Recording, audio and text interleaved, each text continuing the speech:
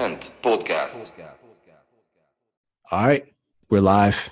Welcome back to You Deserve a Drink, the Cent Podcast, talking about everything on Cent and everything around Cent.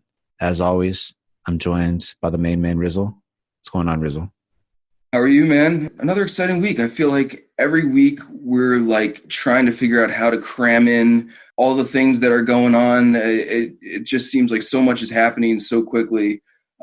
So it's cool. Another exciting show and discussion to have. And I'm interested to hear your take on things that we haven't had a chance to talk about yet. So what sounds good, man? What do you want to dive into first? Well, I'd like to talk about one of the topics that we finished up our last episode talking about, which was the crypto art show that happened in LA that Max Osiris kind of led, but a whole bunch of artists from Cent, from Super Rare, participated in both in Crypto Voxels and then the offline, like in real life. I know you saw it. I was in Crypto Voxels. I was checking out the Instagram live feed. We had some folks from Cent actually at the show purchasing art and shit like that, walking around seeing what was up. I just want to get your take first before I give you my experience and what my takeaway was, because I know you have some thoughts on that I think could be valuable. Well, let's take one at a time. What do you want to do first? The Crypto Voxels portion of it or the actual live event portion of it? I was able to stalk Max Osiris's live Instagram feed a little bit and caught a couple pictures posted online and everything. So yeah, I'm prepared to talk about both. What do you want to start off with? Well, like whatever you experienced first in that order, I think that would be helpful. Okay. First thing I did was pop into Crypto Voxels, and I felt like, honestly, this is where we like really needed Puffin to sort of like bring people on board who may have been, not quite understanding what was going on. I don't know, man. I gave this a lot of thought, and I really feel like in order to get the average person understanding what's going on and on board, like the In Crypto Voxels art tour really has to mimic like a real world art tour, just so that people understand what's going on. The gallery that was set up for the live art tour in Crypto Voxels was really, really cool. But for me, it was cool because I've been in there a million times. I felt like if someone just found out about this and popped in, it would have been really, really confusing. There was just stuff floating all over the place. It was almost like a Crypto Voxel jungle gym, which again, for me was cool to poke around and navigate and everything. I feel like to a person who just found out about this or who was watching it on the projector or whatever, I felt like it looked really fucking weird, to be honest with you. You got like the avatars sort of like swimming in midair all over the place. And, if I was like a regular person interested in art coming in off the street, I probably would have been like, I have no idea what's going on here. So that sort of led me to his live Instagram feed, because I was like, I wonder what is going on there. Like, is someone on the front end of things explaining what's going on or anything like that? It didn't really seem like it. It seemed like it was just sort of like a projection thrown up on the wall, which, again, not knocking. I guess to me it seemed like potentially off-putting for like the average person walking into Crypto Voxels. What are your thoughts? And I can talk about my thoughts on the live event too, but curious to hear your take on the Crypto Voxel, because I saw your avatar was floating around in there doing moonwalking moves and checking out some art. So I know you had some time to poke around. What do you think? Mm-hmm. Well, overall, the experience in Crypto Voxels was really underwhelming. I mean, to be completely honest. Like, you showed up and there's a couple people there, and it was really cool to talk and chat in real time with the people that were there. But again, I feel like the Cent Crypto Voxels art tour really helped shine a light on a key core aspect that makes the world interesting, which is like the guided element, helping people understand like what to do, giving people free reign to like float around and just have no real purpose. It fizzles out really quickly. I agree with you to like an extent where we sort of need to make the virtual world art gallery tour similar to the offline world, maybe in the sense of like having more intention. But at the same time, I feel like the setup is really cool. There's a lot more that we could do to contextualize a lot of the art. There's a lot more signals that we could add. And then there's just like, we need to have some sort of guide So like look at a piece, go to another piece. We can hide shit. We can have portals, right? To show people like the full like depth and breadth of what a virtual world can offer. That is super distinct and just very unique when compared to the offline setting. Because I mean, in my personal opinion, I've been to a few gallery showings. It's really awkward.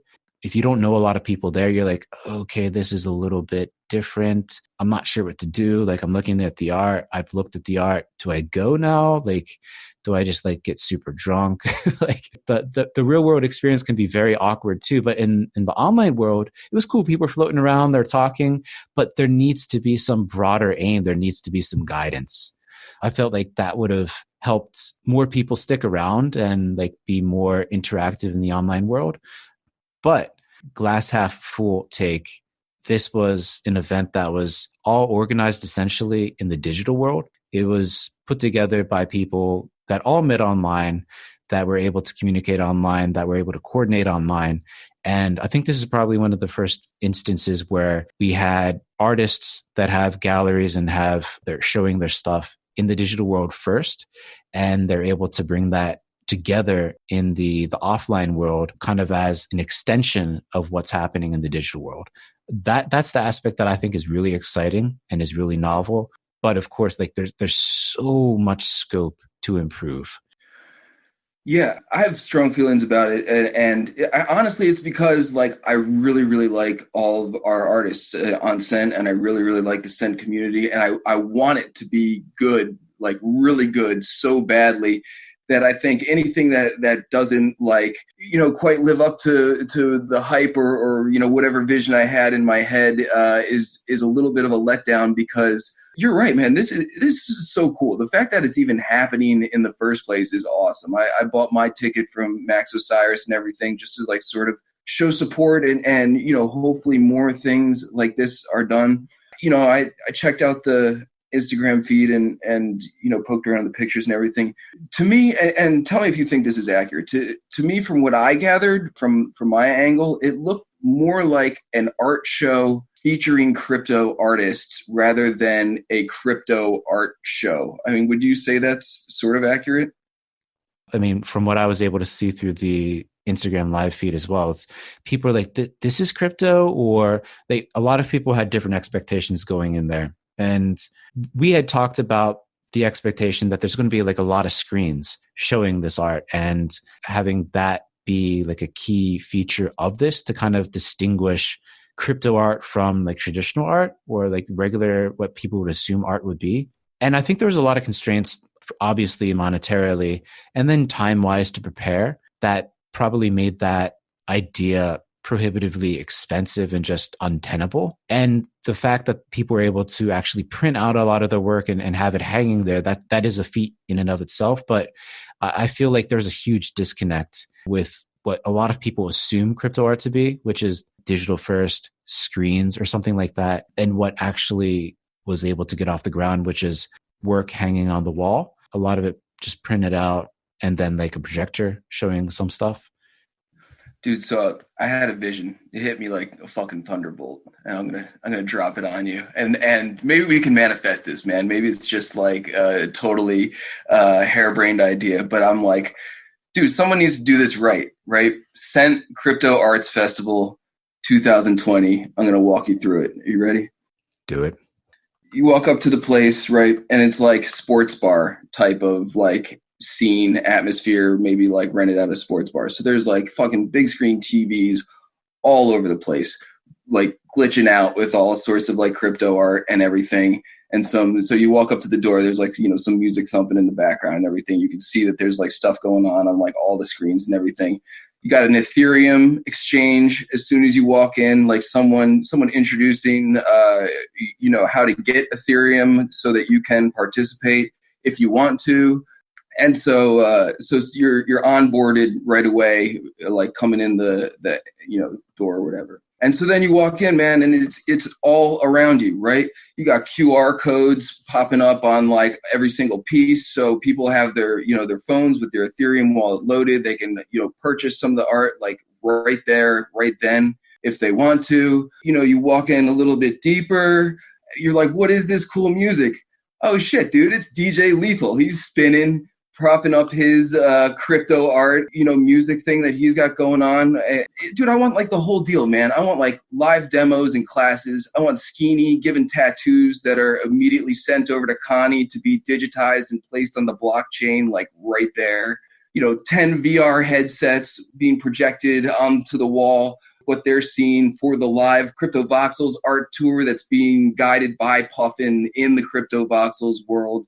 The whole fucking deal, man. Regardless of whether or not I'm able to manifest this, I do feel like that is it, right? That's like the direction this should be headed in. What do you think?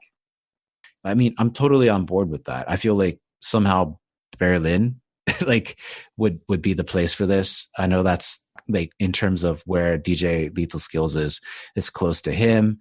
That's a art mecca right there. They have like a cool like minimalist house kind of vibe going on. I'm sure they have bars like where people watch football, like European football, well, not American football, and spaces that would be accommodating for the educational portion that is super necessary, and the onboarding aspect that people need if they're unfamiliar with crypto to begin with, which are elements that were absent in LA the other week.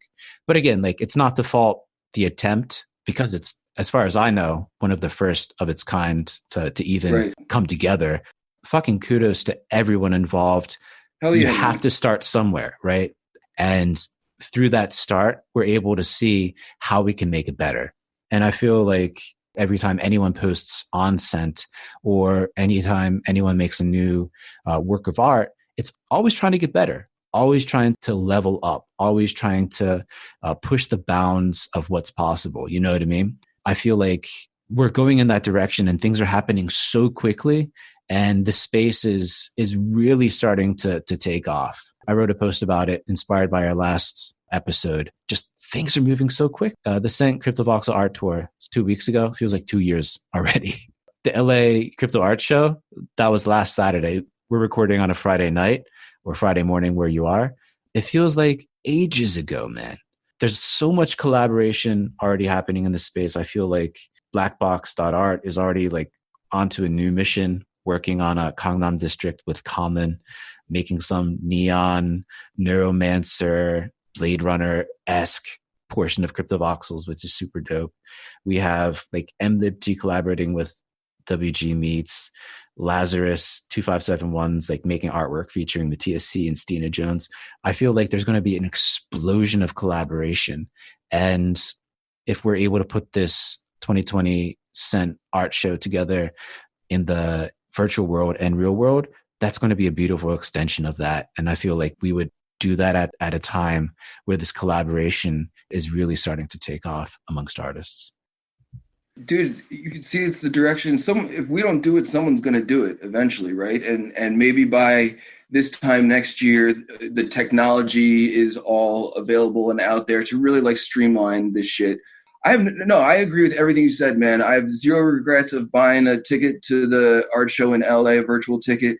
Because you're right, someone's got to be first. Someone's got to lay the groundwork for what comes next, and it's fucking hard to be first. There's no, Connie knows a lot about that, man. That sort of transitions us into the social currency thing. But I have like empathy for Connie, because I feel like Connie's doing revolutionary shit, and everyone else is just like, yeah, cool, I'm going to do that too. And Connie's the groundbreaker, and a lot of people are going to benefit from Connie breaking ground in the social currency world.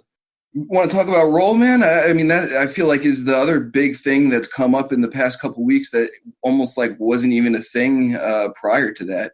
What are your thoughts on this whole scene? What's really caught my eye as of late, they're trying to focus on YouTube personalities and podcasters that are like relatively new, up and coming, definitely have some upside and have like already some small communities spun up around them. And I feel like that's perfect for what social currency's best use case to date is, which is just that kind of proof of fandom, highlighting that core of the passionate community around these creators. In the context of Cent, where we've seen a bunch of people hop onto the social currency bandwagon with Roll. So Spontanert was one of them with their Spont coin. Bard Ianson has Bard. WG Meets WGM. Proof of Artwork RDR, and then Yura Miran has Yumi. And there's a bunch of other people too, but those are the ones that really caught my eye recently that have hopped onto this. I know Sinkas has been making a ton of moves. He has his 11 series, but he also, I think, rather brilliantly started to double down on this social currency phenomena and create a specific interview series called Behind the Money, where he's talking with these creators that are putting out the creator coin and talking about like why they're doing this, like what are the impacts that you're seeing as a result. And Mighty Moose and Mira Takuru have just both validated my assumption that this is something that helps boost engagement with their work, with their creations, and with them individually by the key core element of their community. It'll be interesting to see how far this goes because it's still really, really early, and it's really incumbent on each of the creators to keep this going. And within that Behind the Money series, a lot of these creators admit that this is like a ton of extra work on top of their regular creative cycle. It's really hard to sustain over the long run unless there's something of value underneath there or some real long-term payoff that can inspire people to keep up with this heavy lifting on the marketing front with this. What's your take with all this over the past couple of weeks? I think we're sort of in like the fad phase where like everyone's jumping on board. I think what you said is 100% correct. I think there's a lot of heavy lifting that needs to be done in order to keep this up, keep up this pace where people are hiding stuff, having giveaways, uploading things and everything. I'm very skeptical of the time versus reward that the artists are getting out of it. I mean, Roll is great. And the social currencies are great for people like me. I mean, this is like right up my alley. It's like, wow, I need to be like the first to like click on something and I get some free shit. This is like what I am really good at. So for the people trying to scoop up free shit, this whole new game is awesome. I have some hesitancy as to whether or not that's actually going to translate into sales or if you're just sort of, ending up dumping a lot of time into giving out more free shit. But I'm not buying Skeeny's artwork because I, don't have enough social currency. I would support him if I could. It's I'm just trying to scoop up some free shit. So I don't know, man. The other like super red flag to me about Roll is that they take a 12% cut of the bottom line of the tokens that are distributed. And don't get me wrong, man. I've been talking to the guys over at Roll, and we've been in conversation about getting them on our podcast. And they're super nice. I don't have a bad thing to say about them. But, dude, having a lot of experience in day trading altcoins and everything, like so this is essentially like a 12% pre-mine, right? What like the developers cut. Dude, that's like a huge red flag. You would never invest in a coin that has a 12% pre-mine because one of two things are going to happen. You're either going to get lucky and they're going to pump that shit up so high and keep it up there in order to maintain it, or they're going to dump it on everybody's head. And I don't know what the long-term plans for Roll are, but I mean, dude, like, let's just play disaster scenarios. 6 months from now, let's say they got 10 times the amount of artists on board. All these artists have uploaded tons of their artwork and things that they're willing to give away for their social currency. Roll can just take the house and run with it. Everyone's signed over 12% to them, and 12% of 10 million coins or 10 billion or whatever they're working with is everything. You know what I mean? They could just wipe out every single artist of every single thing on there. And the artists gave them permission to do that by, setting themselves up with Roll. And Love Art Hate, I believe it was actually the first one on the social currency game, and he just straight up made his own, which, Roll has basically just streamlined the process, is my understanding. I don't quite understand exactly what they're offering that other than streamlining the process to get your social currency. They have a Discord that's, somewhat populated with a dozen, 2 dozen people who you can distribute it to. But I don't know what they're offering that justifies that risk.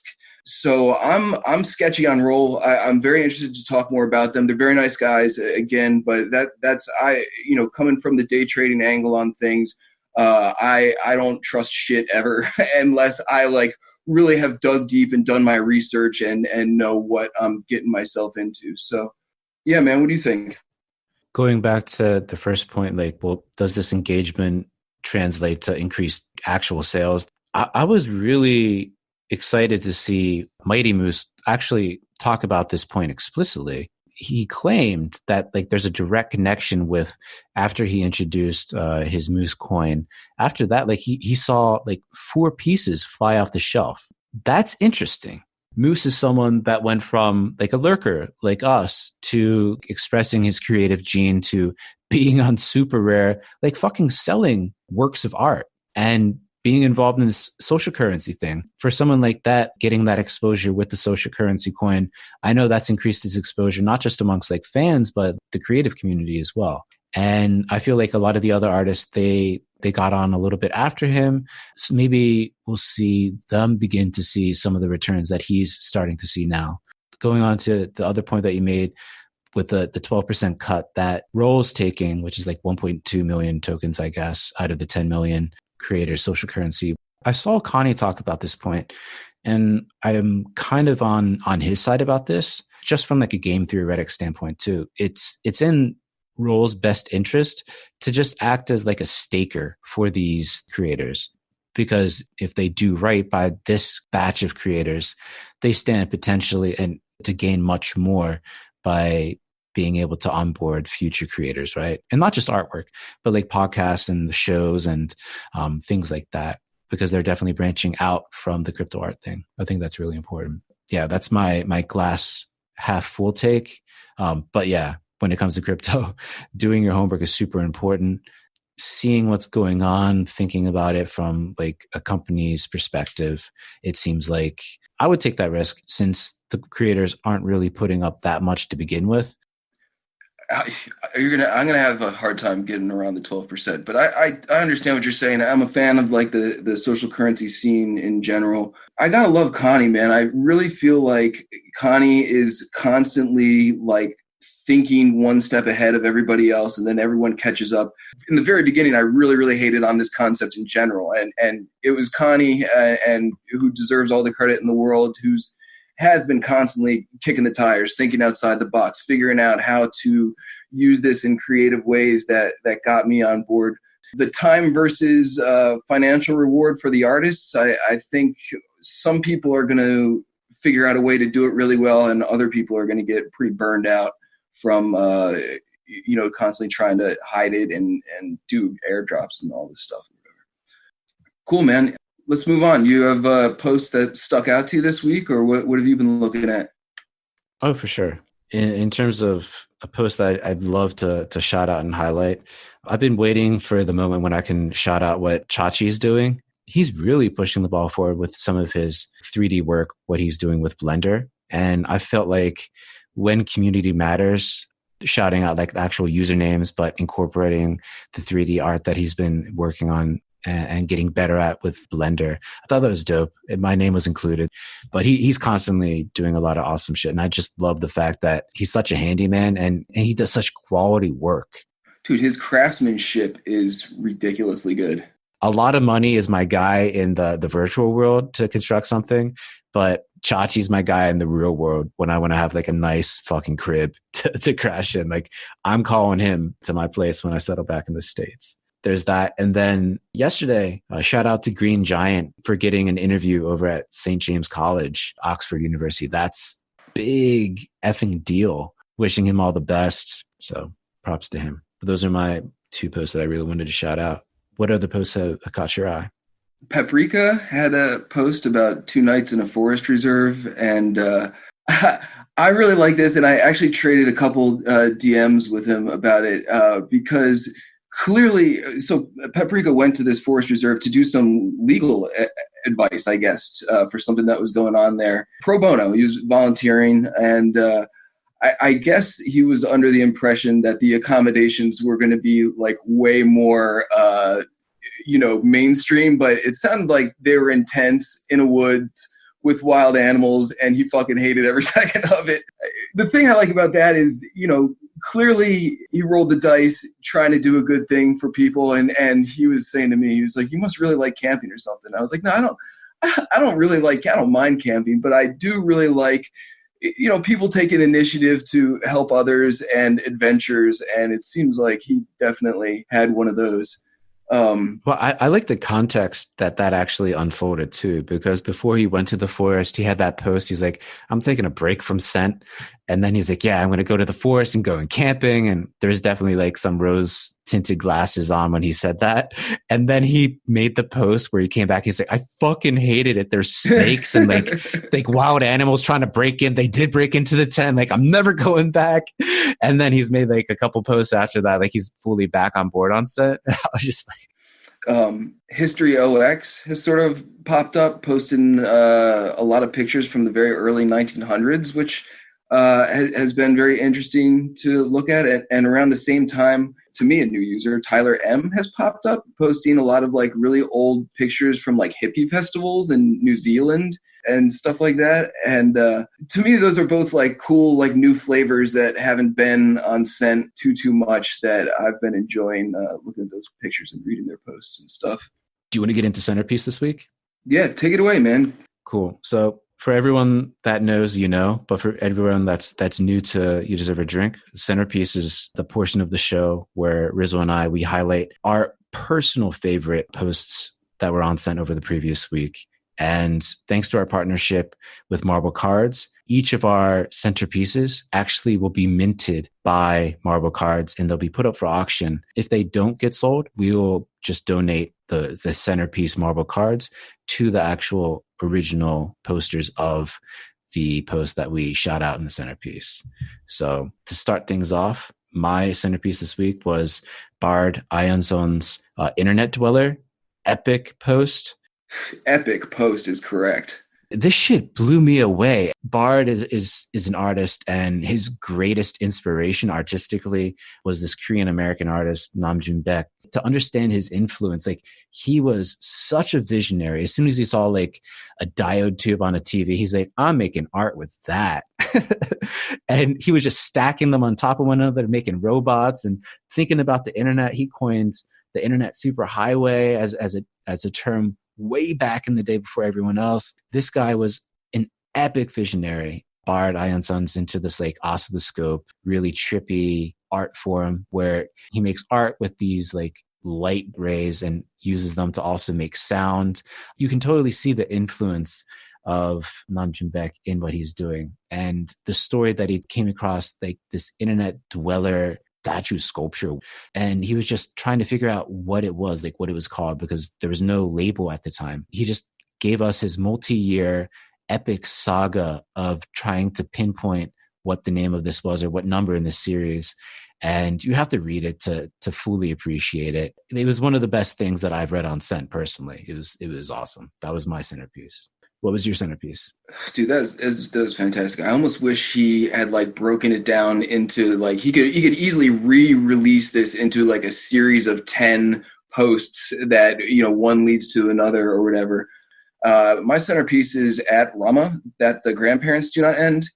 And I feel like it's only happened a couple times, man. I see so much social media and so much stuff flipping through screens and everything. And that post, it sort of like grinded my day to a halt for like a couple minutes. It just, I don't know, it cut deep. It's just about like losing the memory of your grandparents and everything. And I was just like, I wasn't like ready for it. Like when I was reading it, I was like, holy shit, man. I was just looking at like some goofy crypto art from Stina Jones and then like stumbled upon this post. And I like need to take a moment to myself to just sort of like reflect on life and, take a personal time out.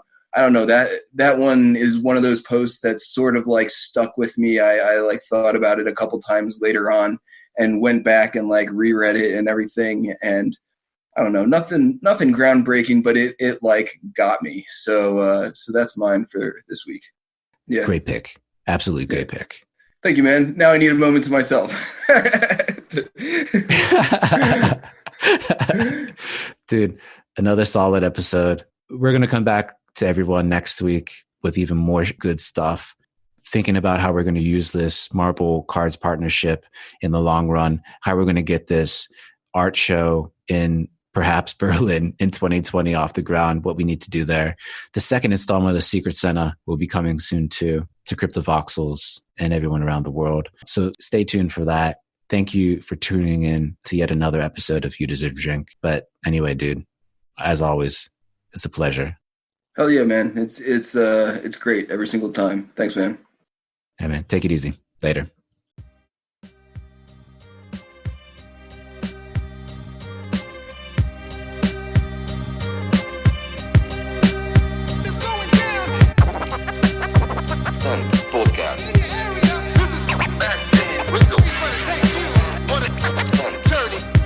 Podcast. Podcast.